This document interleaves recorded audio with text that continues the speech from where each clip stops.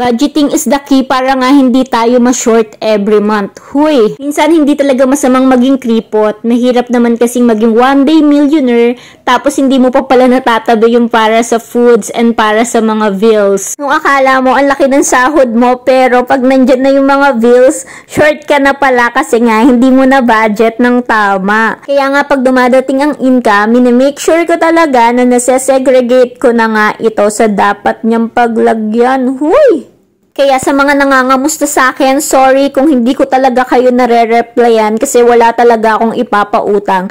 Even the emergency fund, tinuturing ko na talaga yun na hindi ko na yun pera. And even my birthday, never ko yun ipapangutang kung wala akong nailagay or 1K lang ang nailagay ko sa budget sheet na yan. Ayun lang yung pagkakasyahin ko para ma-celebrate yung birthday ko. Ganon. 4-5 na nga yun nilagay ko sa electric bill namin kahit 1.9 lang yung bills namin.